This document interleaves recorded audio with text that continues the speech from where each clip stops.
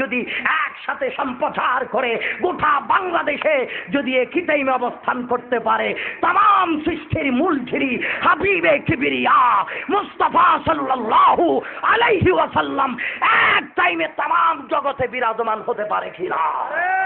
আওয়াজে বলুন পারে কিনা? তো সেই নবীকে নিয়ে বাবারে কোনো ধরনের কটূক্তিমূলক কথা বলবেন না।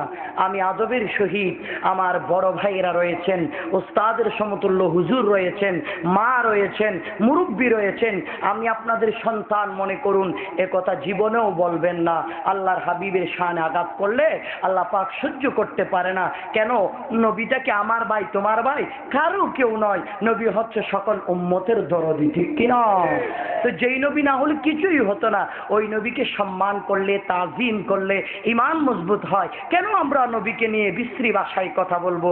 বা রাসূল পাক সাল্লাল্লাহু আলাইহি ওয়াসাল্লাম আমরা যখন পেলাক ও সালাম পড়ি, ইয়া নবী সালাম আলাইকা পড়ি, সালাতুনিয়া পড়ি, অনেকে বলে যে এটা তো বেদাতীতের কাম, নতুন নতুন বানাইয়া বানাইয়া বাংলায় কি জানি পড়া শুরু করছে। নাউজুবিল্লাহ বলেন। আচ্ছা, আমার নবীজি আরবের ভাষা বুঝে, বাঙালির ভাষা নবী বুঝে না? আমার নবীকে কি আল্লাহ বলেছেন ওয়ামা আরসালনাকা ইল্লা রাহমাতাল লিল কওম? কওমের জন্য কি সীমাবদ্ধ করেছে? না। ওয়ামা আরসালনাকা ইল্লা রাহমাতাল লিল ইনসান, শুধু কি ইনসানের জন্য সীমাবদ্ধ? না না, আমার নবীকে বলেছেন ওয়ামা আরসালনাকা ইল্লা রাহমাতাল লিল আলামিন। সুবহানাল্লাহ। আমার নবী যেমন तमाम সৃষ্টির জন্য যদি আমার নবীর রহমত যদি হইতে পারে, ও আমার বন্ধুরা বুঝার চেষ্টা করুন, ওই রাসূল একটা যদি জংলার প্রাণীর ভাষাও যদি নবী বুঝে, তাহলে বাঙালিরা সোনারে মদিনা আমার প্রাণের মদিনা সবই বলিব কিন্তু তোমায় বলতে পারি না, সবই বলিব কিন্তু তোমায় বলতে পারি না। আমার নবী যদি একটা হরিণের ভাষা যদি বুঝে, বাঙালি নবীর উম্মতের এই মোহাব্বতের নাতে রাসূল নবী বুঝে কি বুঝে না? হরিণ একটা ধরছে, এক হরিণের শিকারী ধরার পরে বাইন্দা রাখতে বিক্রি করবে বা জবাই করবে।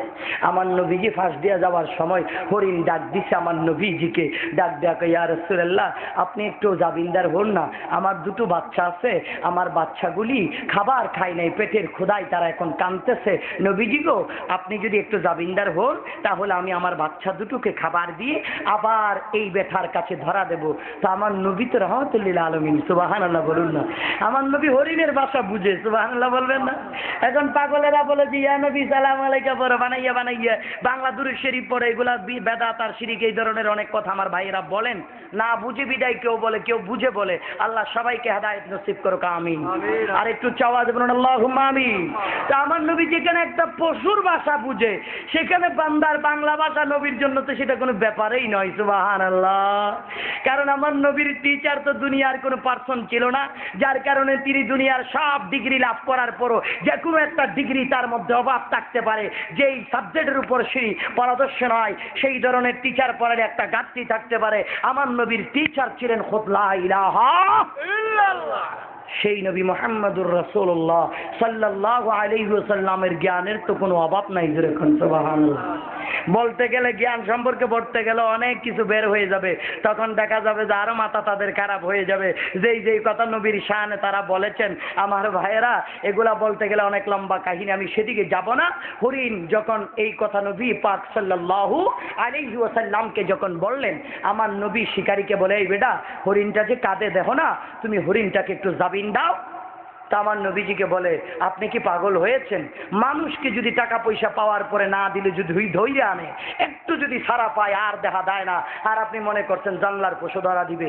আমার নবী তো জানে পশু ধরা দিবে যে সেটা, সুবহানাল্লাহ কন আরো জোরে বলুন না সুবহানাল্লাহ। বান্দার যদি মনের খবর নবী বুঝে, হরিণের মনের খবর নবী বুঝে না? কি বলেন, বুঝে না?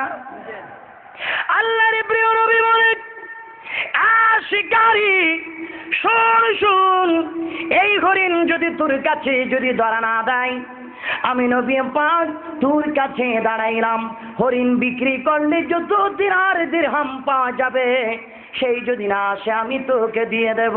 আল্লাহর প্রিয় নবী জাবিনদার হয়ে দাঁড়িয়ে রইলেন। হরিণটা তার দুইটা বাচ্চারে দুধ পান করাইতে গেলেন। বাচ্চা দুইটা মাকে দেখা খুশিতে লাফানো শুরু করলো, আর বাচ্চাগুলোকে হরিণ কয়, বাচ্চারে মা গো তোরা তাড়াতাড়ি দুধ পান কর, দেরি হয়ে যাচ্ছে, কারণ তোরা যদি দেরি করে ফেলো আমার বড় মুসিবত হয়ে যাবে, আল্লাহর প্রিয় নবীর শানে বেয়াদবি হয়ে যাবে। বাচ্চা দুইটা বলে, মা কার শানে বেয়াদবি হবে? ও মা দেরি হলে কি সমস্যা হবে? হরিণ বলে দিচ্ছে, বাচ্চারা শোন, আমাকে বেঁধে রেখেছি জাবিন দেয় না, আল্লাহর প্রিয় নবী রহমতের কান্ডারি নবী, আমি হরিণের জাবিনদার যখন হইল আল্লাহর নবীকে দাঁড় করাইয়া রাইখা আমি তোদেরকে দুধ পান করাইতে আসলাম। আমার নবী যদি বেশিক্ষণ দাঁড়াইয়া থাকে গো, আমার নবীর পা মোবারকে আঘাত হবে। একটু নারা দেন, নারে তাকবীর, নারে রিসালাত, নারে গাউসিয়া, আহলে সুন্নাত ওয়াল জামাত। আজকের মাহফিলের মাননীয় প্রধান অতিথি আল্লামা সদরুদ্দিন আল আজহারি আল কাদরি মাদ্দাজিল্লাহুল আলী, মারহাবা কর, আর জোরে কোন মারহাবা। আমি তো আপনাদের ছেলে, আমার ভাইজান মেহমান আপনাদের, ইনশাল্লাহ আমি আর দেরি করবো না, 2 মিনিট এটা শেষ। ওনার জবানে সুন্দর বয়ান আপনারা শুনবেন। আমি যদিও ভাই হবিগঞ্জের, কিন্তু আমি হবিগঞ্জে থাকি না, চট্টগ্রামে সেটেল। আমার বাবা যে আমার কয়, আইও বাবা তোমার আমি আদর করি, তা আমিও কই তোমার মতো একটা আব্বা যদি ভাই আমি আর হিয়ানো থাকিয়া কিতা করতাম। আব্বার কাছে আমি আইয়া পড়ছি। আমার আব্বা তার যেমন তেমন আব্বা না, সুবহানাল্লাহ। হই এবার হরিণে বলে, বাচ্চারা শুন, যদি তোরা দেরি করে ফেলো আল্লাহর নবীর কষ্ট হয়ে যাবে, আমার নবীর শানে আঘাত হবে, তাড়াতাড়ি তোরা দুধ পান করে নে। বাচ্চা দিনটার ভিতরেও আমার নবীর প্রতি ভালোবাসা পয়দা হয়ে যায়।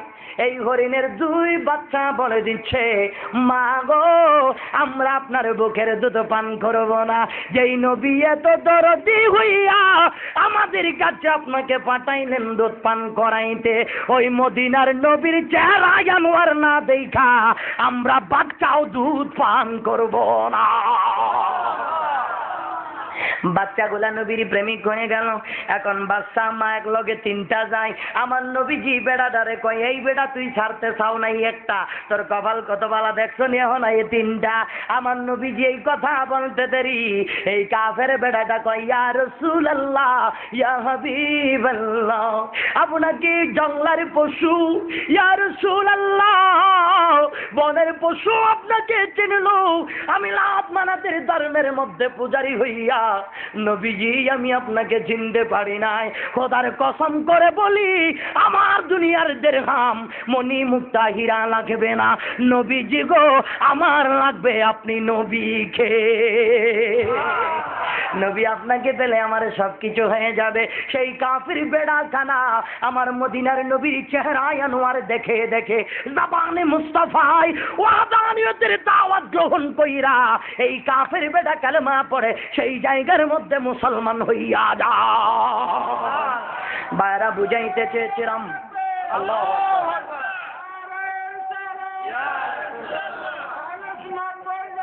জিন্দাবাদ জিন্দাবাদ জিন্দাবাদ। আমার ভাইরা যেটা বুঝাইতে চেয়েছিলাম সেটা হলো, যদি আমার নবী একটা পশুর ভাষা যদি বুঝে, তাহলে আমার শায়ার মানুষেরা তুমি যে বাংলায় যদি ইয়া রাসূলুল্লাহ বলো, আমার নবী সোনার মদিনায় বসে ইয়া রাসূলুল্লাহ ভাষা নবী বুঝে কি বুঝে না, এটাকে হুক্কা খাইয়া মোল্লা মনে করছো না, ভিক্ষা কইরা খাইয়া পড়ছে মনে করছো না, আল্লাহ হরাইছই বলেন না, কে হরাইছে? আল্লাহ। ইন্নাল্লাহা আলা কুল্লি শাইইন কাদির, সর্বশক্তির মালিক যিনি, তিনি সর্বগুণে গুণান্বিত হয়ে তার গুণের অংশীদার করলেন হাবিবে মুস্তাফাকে। যুরকান সুবহানাল্লাহ। হে নবীর বেলায় উল্টা পাল্টা কথা কইয়া কোনো কাম হইব? আবার যখন না কাম হইব? আপনি এমনি লতি সিদ্দিকের মিছিল করতে করতে এমপিগিরি শেষ করলেন, মিছিল করতে করতে তার মন্ত্রীগিলি শেষ করলাই, শেষ পর্যন্ত তার দলের থেকে তারা বাইরে হইয়া দিছে। পুরা দুনিয়ার মানুষ লাগছে না, হুদা বাঙালি কয়েকজন মিল্লা মিছিল করার কারণে তার মন্ত্রিত্ব গেছে, এমপিগিরি গেছে, তার পদবি পর্যন্ত গেছে। আর দুনিয়ার কোনো প্রেসিডেন্ট, রাষ্ট্রনায়ক ইলেকশন বা সিলেকশন করে নেতা নেত্রী যদি বানায়, তা দুনিয়ার মানুষ মিছিল করলে ক্ষমতা যায়। আমার নবীর বিরুদ্ধে মিছিল করলে আমার নবীর শান কমে না, কারণ দুনিয়ার মানুষ ইলেকশন সিলেকশন কইরা আমার নবীর মাকামে বসাই নাই। নবীর মাকাম আল্লাহ বলে ওয়ারাফানা লাকা যিকরা, বন্ধু গো আপনার শানকে আমি বুলন্দ করে দিলাম। আর জোরে কন্যা সুবহানাল্লাহ। আল্লাহ যার ইজ্জত দিলাহি, আর তুমি হুক্কামার কামুল্লা গালাগালি কইরা বা মিছিল কইরা আমরারে মাইরা তোমরা মইরা ফুড়াইয়া ফাড়াইয়া কিটা হইতো চাই, কুস্তা হইতো না। হ্যাঁ, আপনার ধরেন একটা যদি ইলেকট্রিকের বড় খাম্বা থমের মধ্যে যদি 40 ট্রাক টমাটো আর ডিমাইনা যদি সেই তমের মধ্যে ঠাস ঠাস পড়াইতে লাগেন, তম কি ভাঙবেন না ডিম আর টমাটো শেষ হয়ে যাবে? ডিম টমাটো জায়গায় মাপলাই ঠিক যাবে ইনশাআল্লাহ, কিন্তু থমের কিছু হবে না। নবী পাক সাল্লাল্লাহু আলাইহি ওয়াসাল্লামকে উচ্চ মাকাম দান করেছেন আল্লাহ তাআলা। তাম সৃষ্টি আমার নবীর প্রশংসা যদি করো, নবীকে যদি ভালোবাসো, নবীকে যদি তাজিম করো, নবীকে যদি ইজ্জত দাও, নবীর প্রতি যদি আদব রাখো, বান্দারে দুনিয়ার অন্য মানুষের মতো আল্লাহ বলে তোমাকে রাখবো না। আমার ওয়াহদানিয়তের দাওয়াত দিয়েছেন, তাবলীগের রিসালাতের জান্ডা নিয়ে আমার বন্ধু মুস্তাফা, আর মুস্তাফাকে তাজিম করার কারণে আমি তোমাকে বেলায়েতের মাকাম দান করে ইমামুল আউলিয়া গৌসুল আজম বানাই দিলাম। আল্লাহু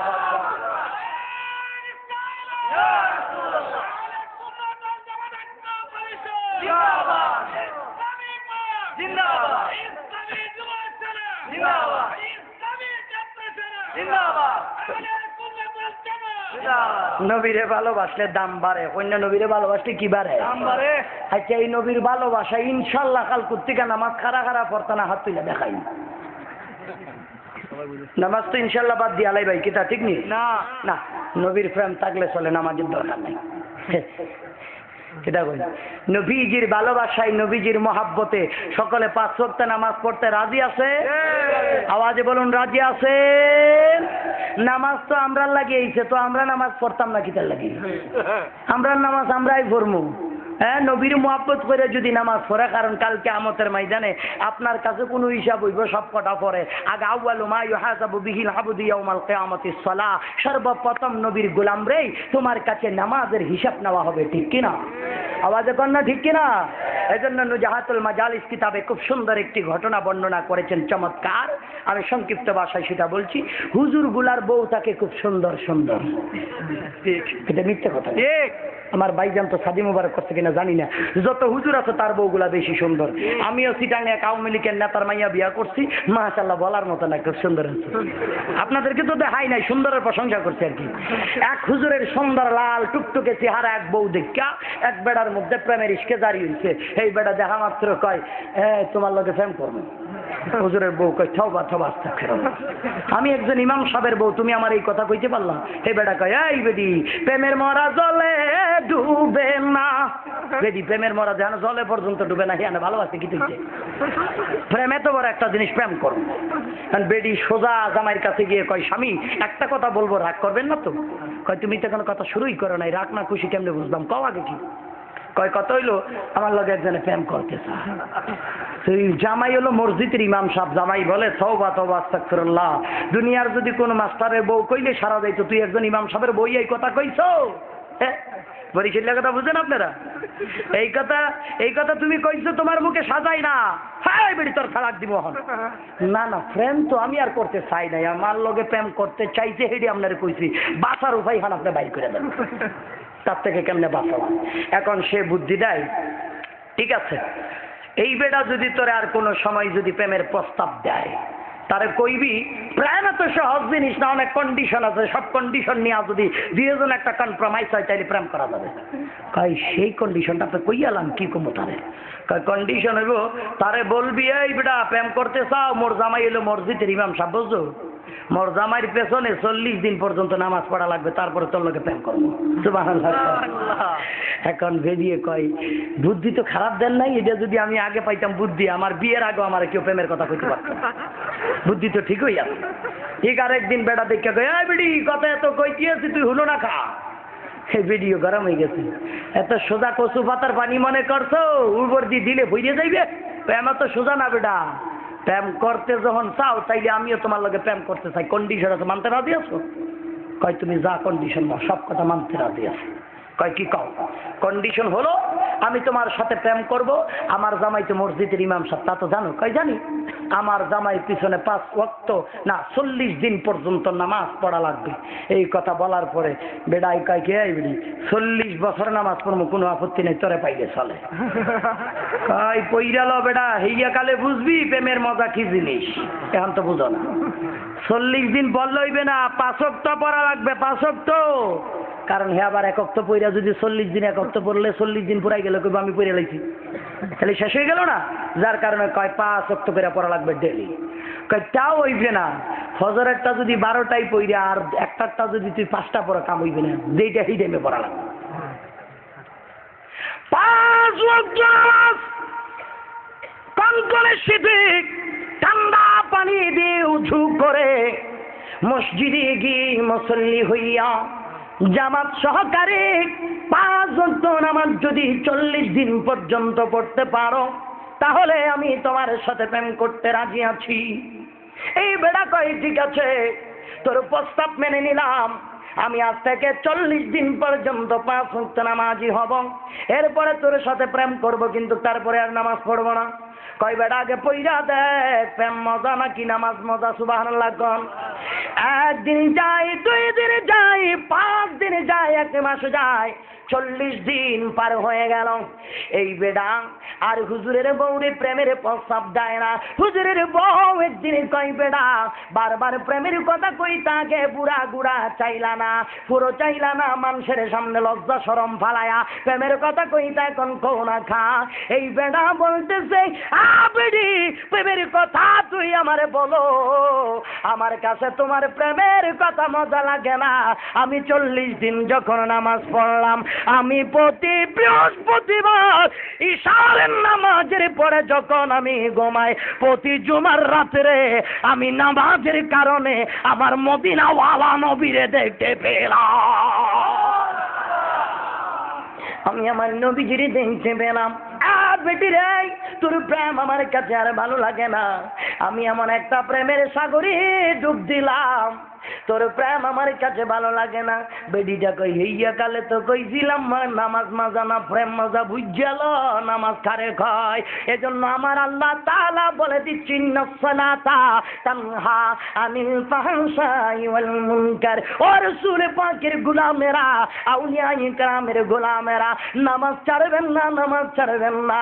আল্লাহ বলে দুনিয়ার চুরি চামারি ডাকাতি সন্ত্রাসী চাঁদাবাজি অশ্লীল সমস্ত বেহায়া পরা কাজ থেকে হেফাজত করার একটাই হলো যন্ত্র হাতিয়ার, সেটা হলো নবীর প্রেমে আল্লাহর ভয়ে সালাতে নামাজ। আরেকটু জোরে বলুন সুবহানাল্লাহ।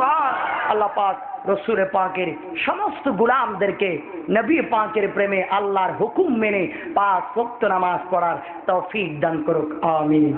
আমি আপনাদের কাছ থেকে দোয়া চাচ্ছি। অনেক সময় মাননীয় প্রধান অতিথি মহোদয়কে বসিয়ে রেখে আলোচনা করে ফেললাম। আমি আমার বড় ভাইয়ের কাছে ক্ষমা চেয়ে নিলাম, কারণ আমি প্রথম আসলাম এই জায়গায়, বাড়ি আমারই আনো, কিন্তু এই জায়গায় আমি আইতাম পারছি না। আব্বা জান আপনার কদমে আরো 2 হান সালাম দিই, আপনি যাওয়ার সুযোগ দিয়েছেন। আল্লাহর মেহেরবানি, আপনাদেরকে দেখার সুযোগ পেলাম। যথেষ্ট পরিমাণ ভালোবাসা মুহাব্বত আল্লাহর রহমতে চট্টগ্রামের জমিনে হয়েছে। ওয়াজ করতে করতে বিল্ডিং কিনে লাইছে আলহামদুলিল্লাহ, কই মাদ্রাসাও করছে। সবাই বলুন মারহাবা। আমাদের বাহুবলের জমিন আজকে ধন্য হয়ে গেছে, যেহেতু আমাদের দেশের কৃতি সন্তান। আমি আশা করি আমাদের সকলের ইমানের ব্যাটারি চার্জ হয়ে গেছে, ঠিক না বেটি? সকলের ইমান তাজা হয়ে গেছে। তিনি বলেছেন দেখতে ছোটখাটো মানুষ টিকটিকির মতো, আমরা দেখলাম তিনি বাঘ, হীন ইমানের একজন বাঘ, ঠিক না বেটি? আল্লাহ উনার হায়াত ও রিজিক আরো বাড়িয়ে দেন। আহলে সুন্নাত ওয়াল জামাতের এই ডান্ডা নিয়ে যেন পৃথিবী জুড়া তিনি ঘোরাফেরা করতে পারেন, ইমানের দাওয়াত দেন, সেই ধরনের আলেম এবং ওলিয়ে কামিল হিসাবে কবুল করুক, সকলে বলুন আমিন। এখন আমি আপনাদেরকে বলবো, এই রাত্র 7টা থেকে নিয়ে অনেকেই এই জায়গায় বসা আছেন। আপনাদের পেটে খিদা থাকা একেবারে স্বাভাবিক। অনেকেই শুধু জগন্নাথপুর থেকে এসেছেন, বিশ্বনাথ থেকে এসেছেন, ঢাকা থেকে এসেছেন, চট্টগ্রাম থেকে এসেছেন। এখানে আমরা আপনাদের সেই রকম মহব্বত খেদমত করতে পারি নাই, সেজন্য আমি আপনাদের কাছে ক্ষমা প্রার্থী। আপনারা যদি বলেন তাহলে কিছুক্ষণ এই আল্লাহর নায়েবে নবী আলেম, বিশ্ববিখ্যাত আলেম, যিনি মিশর, সারা পৃথিবীর মধ্যে সব থেকে প্রাচীন যে বিদ্যাপীঠ, ইসলামের প্রাণ কেন্দ্র, দ্বীন ও ইমানের প্রাণ কেন্দ্র, সেই মিশর আল হাজার বিশ্ববিদ্যালয়ের তিনি কৃতি সন্তান, বলেন আলহামদুলিল্লাহ। তিনি আমাদের মধ্যে হাজির হয়েছেন। আপনারা যদি বলেন উনাকে বসাইয়া রেখে আমরা আপনাদেরকে ইতিমধ্যেই তাবারুক সামনে দিয়ে দিব 10টা মিনিট, তাও ঠিক আছে। আর যদি বলেন না আমরা হুজুরের ওয়াজ শুনবো আরো কষ্ট করে, এটা আপনাদের কাছে আমি দিলাম, কোনটা ভালো মনে করে? আপনাদের যে কষ্ট হবে, মাশাআল্লাহ। তাহলে আমি আপনাদেরকে আন্তরিক ধন্যবাদ জ্ঞাপন করছি, যেহেতু যে নবীর 2 রাকাতে আমাদের মহব্বতে কাটিয়ে দিলেন, সেই নবীর মায়ায় আমরা যদি 1-2 ঘন্টা ক্ষুধার্ত অবস্থায়, যে নবীর মায়ায় সাহাবায়ে কেরাম বুকে কোরআন, চরণে গুরানি, গলা কাটাইয়া ময়দানে শাহাদত বরণ করলেন, সে নবীর মায়ায় যদি 1 ঘন্টা আমরা ক্ষুধার যাতনায় কষ্ট করি, সেটাও মহব্বত রসুল এবং জিহাদে শামিল হয়ে যাবে, ঠিক না বেটি? তাই সকলে ধৈর্য সহকারে বসুন। আমি উনাকে অনুরোধ করব উনার মূল্যবান নসিহত পেশ করার জন্য।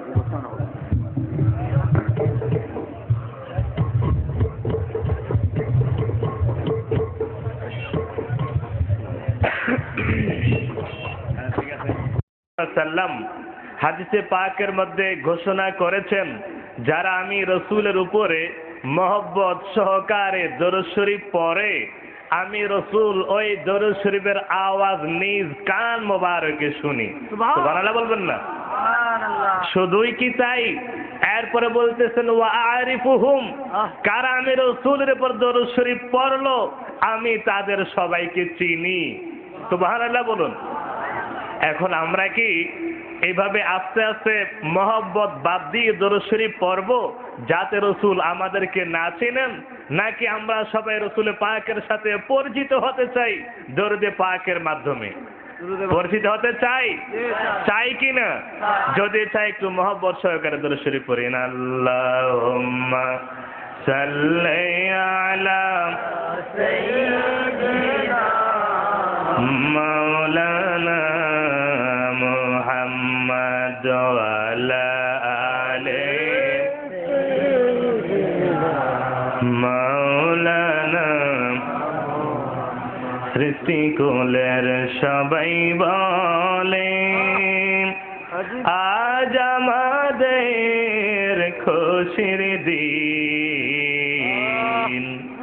এই ধরাতে তশরিফ আনলেন রহমতাল লিল আলামিন। আল্লাহুম্মা সাল্লি আলা, জোরে জোরে,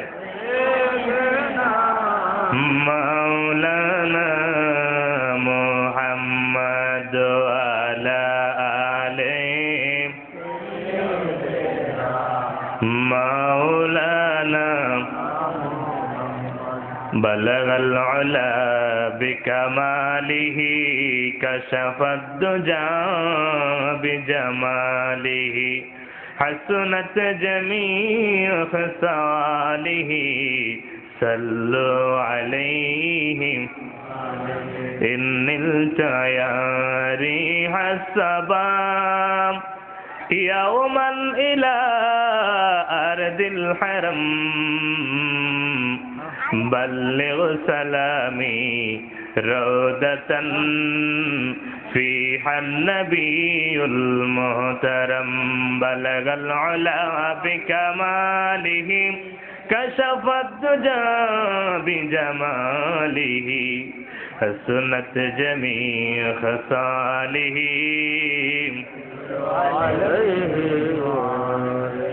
صلاة يا رسول الله عليكم سلام يا سبحان الله والحمد لله لا إله إلا الله سبحان الله والحمد لله لا إله سبحان الله والحمد لله لا إله حسبي ربي جل الله ما في قلبي غير الله نور محمد صلى الله لا إله إلا الله سبحان الله والحمد لله لا إله لا إله إلا الله محمد رسول الله صلى الله عليه وسلم অধ্যকার সোয়াইয়া গুলজারে মদিনা গাউসিয়া জালালিয়া মুফতি নুরুদ্দিন জঙ্গি দারসে সুন্নিয়া মাদ্রাসা ও সুন্নি একাডেমি কমপ্লেক্স এর 12তম বার্ষিক অধিবেশন ও মরহুম সোয়াবুল্লাহ রহমতুল্লাহি আলাই এবং মরহুমা আমিনা খাতুন ওরফে মরিয়ম বিবি রহমতুল্লাহি আলাই এর বার্ষিক ইসালে সাবাব উপলক্ষে গুলজারে মদিনা সুন্নি কমপ্লেক্সে আয়োজিত ঐতিহাসিক দফতারবন্দি সুন্নি মহাসম্মেলনের সম্মানিত সুযোগ্য সুদক্ষ সভাপতি ওস্তাজুল উলামা বিশ্বনন্দিত আলেমে দ্বীন মুফতি আজম সুলতানুল মুনাজিরিন সুন্নিয়তের কলম সম্রাট মুর্শিদে বরহক रहनुमाई शरीयत ও তরিকত ওস্তাজুল উলামা হযরতুল আল্লামা অধ্যক্ষ এটিএম নুরুদ্দিন জঙ্গে সাহেব কিবলা দামাত বরকাতুহুল কুদসিয়া বারাকাল্লাহু ফি হায়াতিহি। উপস্থিত আজকের এই সুন্নি মহাসম্মেলনে আগত প্রধান বক্তা, বিশেষ অতিথি, বিভিন্ন স্থান থেকে আগত অন্যান্য ওলামায়ে কেরাম, নাম জানা এবং না জানা, সামনে পিছে স্টেজে বিভিন্ন ওলামায়ে কেরাম, বিভিন্ন স্থান থেকে আগত আল্লাহ প্রেমিক, নবী প্রেমিক, আউলিয়া কেরাম প্রেমিক সরল মানা সুন্নি মুসলমান ভাইরা, পর্দার আড়ালের মা ও বোনেরা, রাহিমানি ওয়া রাহিমাকুমুল্লাহু তাআলা, আসসালামু আলাইকুম ওয়া রাহমাতুল্লাহি ওয়া বারাকাতুহু। মহান আল্লাহ পাকের পাক আলিশান দরবারে লক্ষ কোটি গুণ শুকরিয়া আদায় করি, যিনি আমাদের সবাইকে আজকের এই সুন্নি মহাসম্মেলনে আসার এবং বসার জন্য তৌফিক দিয়েছেন। এজন্য শুকরিয়া আদায় করে বারে গাহের দরবারে উচ্চ আওয়াজে সবাই একবার বলি আলহামদুলিল্লাহ। তার সাথে সাথে লক্ষ কোটি গুণ দরুদ সালাম প্রেরণ করি সোনার মদিনা নবী দু জাহান হায়াতুন নবী হুজুরপুর নূর সাল্লাল্লাহু আলাইহি ওয়াসাল্লামের পবিত্র চরণে। আজকের এই মাহফিলের মধ্যে আসতে পেরে আমরা কি খুশি না বেজার? আসলে আপনাদেরকে অসংখ্য ধন্যবাদ। এত রাত্র হওয়ার পরেও আপনারা কোরআন সুন্নাহর আলোচনা শোনার জন্য, রাসূল পাকের আলোচনা শোনার জন্য ধৈর্য সহকারে মাহফিলের মধ্যে, প্যান্ডেলের মধ্যে বসে রয়েছেন। বিভিন্ন স্থানে আসলে এই টাইমে মাহফিল শেষ হয়ে যায়, বাংলাদেশের বিভিন্ন জায়গায় আরো আগেই মাহফিল শেষ হয়ে যায়। আপনারা সিলেটবাসী প্রমাণ করে দিলেন আপনাদের মধ্যে সত্যিকারের রসুলের প্রেম যেটা, হুব্বে নবী যেটা, রসুল পাকের ভালোবাসা যেটা, আউলিয়া কেরামের ভালোবাসা যেটা, সেটা আপনাদের মধ্যে রয়েছে, তা আপনারা প্রমাণ করে দিলেন। ঠিক কিনা বলুন? এজন্য আল্লাহর দরবারে আবারও শুকরিয়া আদায় করি, এত গভীর রজনীতে যখন মানুষ ঘুমায়, আমরা সবাই এই ঘুমের সময় নিজের আরামের ঘুমকে হারাম করে দিয়ে কোরআন সুন্নাহর আলোচনা শোনার জন্য এখানে বসে রইলাম। আল্লাহ রাব্বুল আলামিন যেন আমাদের সবাই আসা বসা উপস্থিতি সকল কিছুকে কবুল আর মঞ্জুর করে নেন, সবাই বলে আমিন। আমি আসলে আজকের মাহফিলের যিনি সভাপতি, হুজুরের অনেক নাম শুনেছি, গুণগান শুনেছি, প্রশংসা শুনেছি, সামনে বলা আসলে ঠিক নয়। শুধুমাত্র হুজুরের দোয়া নেওয়ার জন্যই এখানে আমি এসেছি। আমি আসলে এত বড় আলেমও নই, আপনাদেরকে সন্তুষ্ট করব এমন এলেমও আমার মধ্যে নেই। হুজুরের দোয়া নেওয়ার জন্যই এখানে বসা, আপনাদের দোয়া নেওয়ার জন্য এখানে আসা। বাকি রাব্বুল আলামিনের ইচ্ছা, রাসূল পাকের নেগাহে করম, আউলিয়া কেরামের ফয়েজ এবং তাওয়াজ্জুহ। সম্মানিত উপস্থিতি, আমরা আসলে এমন একটা সময়ে এসে উপস্থিত হয়েছি যেই সময়ে ঈমান রাখা এত বেশি কষ্টকর, যেটা সম্পর্কে কামলিওয়ালা নবী অনেক আগেই ঘোষণা করেছেন আখির জামানা আসবে, আখির জামানা ঈমান রাখা কেমন কষ্টকর হবে তার বর্ণনা দিতে গিয়ে বলেছেন, জ্বলন্ত আগুনের কয়লা হাতে রাখা যত বেশি কষ্টকর, আখিরি জামানা আসবে, এই আখিরি জামানায় মুমিন মুসলমান তাদের ঈমানকে টিকিয়ে রাখা জ্বলন্ত আগুনের কয়লা হাতে রাখা যত বেশি কষ্টকর, তার থেকে আরো বেশি কষ্টকর হবে। সুবহানাল্লাহ। এখন আসলে ফিতনার যুগ। কিসের যুগ? ফিতনা ফাসাদের যুগ। যেদিকেই তাকাবেন সেদিকেই দেখবেন দল আর উপদল, ঠিক কিনা? যেটা আমরা বাস্তবে দেখছি, ইসলামকে নিয়ে সিনেমিনি খেলা হচ্ছে সারা বিশ্বের মধ্যে, শুধু বাংলাদেশের মধ্যে তাই নয়, সারা বিশ্বের মধ্যে এগুলা হচ্ছে।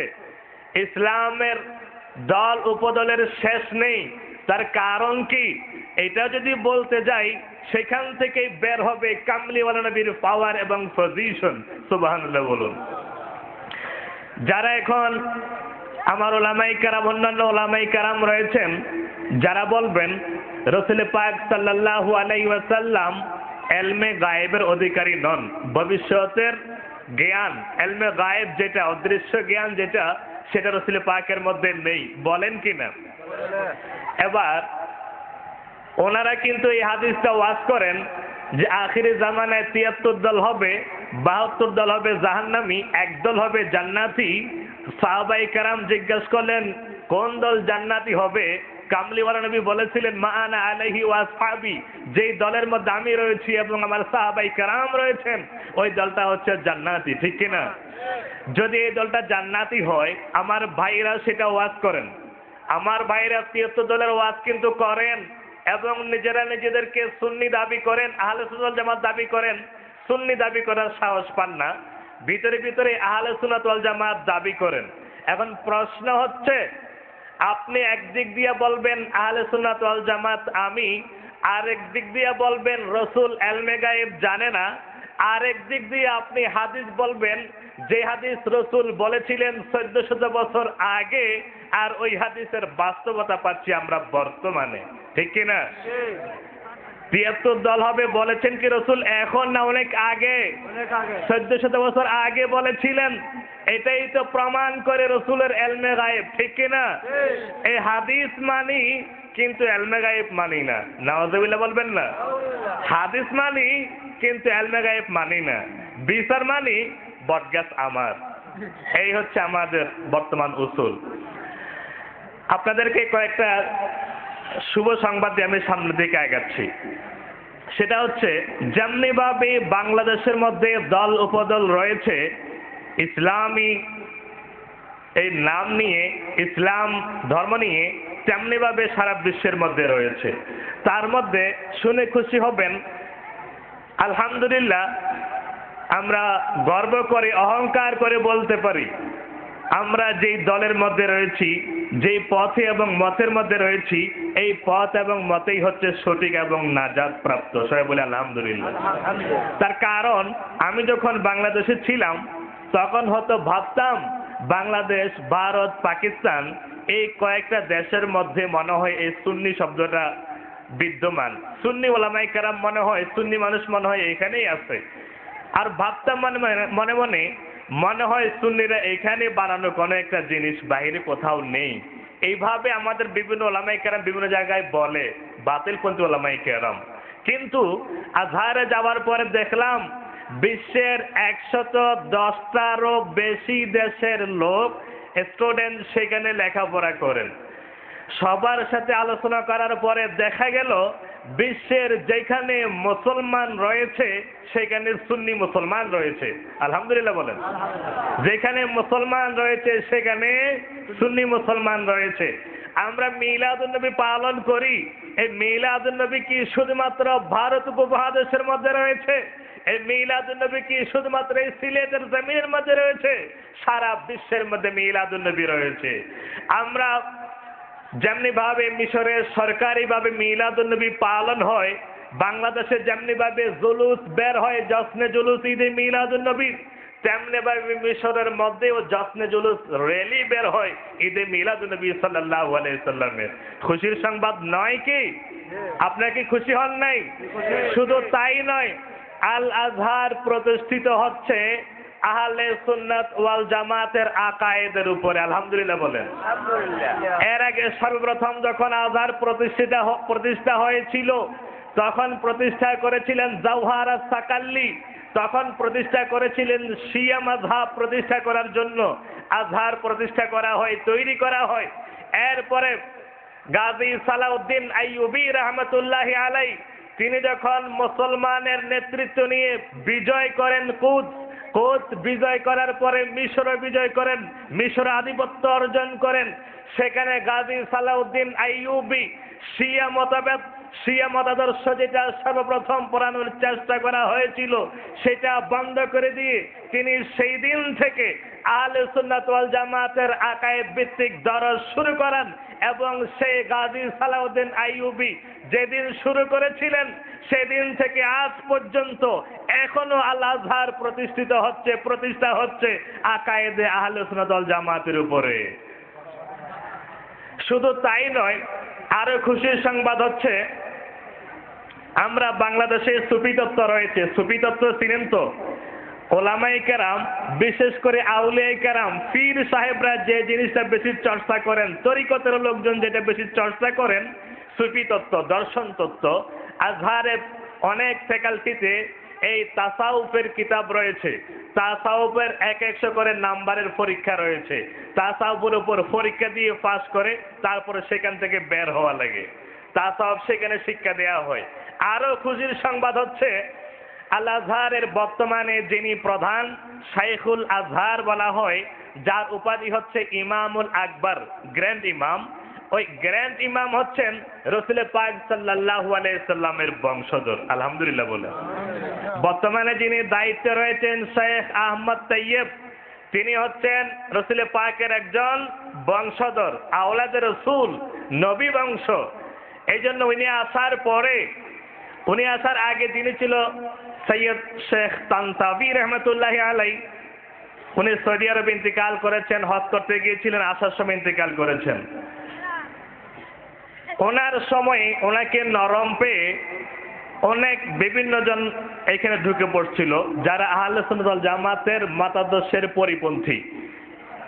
যখনই বর্তমান শাইখুল আজহার তিনি যখন আসলেন, তিনি আসার পরে পুরা রূপরেখাটা চেঞ্জ করে দিয়ে আবার অরিজিনাল যে রূপরেখা ছিল ওইটা আবার বাস্তবায়নের জন্য পুরাপুরি উঠে পড়ে নামলেন এবং আলহামদুলিল্লাহ তিনি সাকসেস হয়েছেন।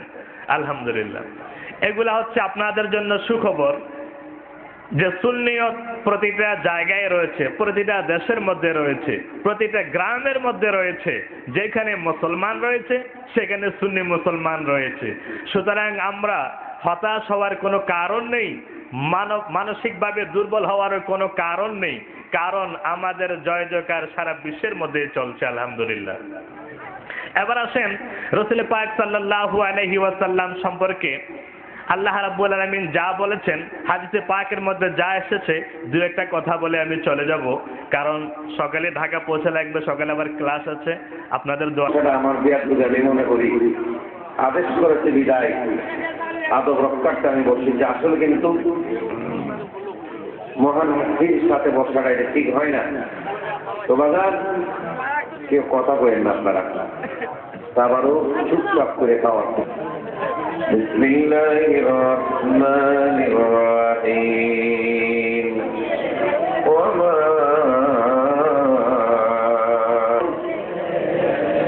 এসব নেক কাজ দিতে হবে হাসরে আল্লাহ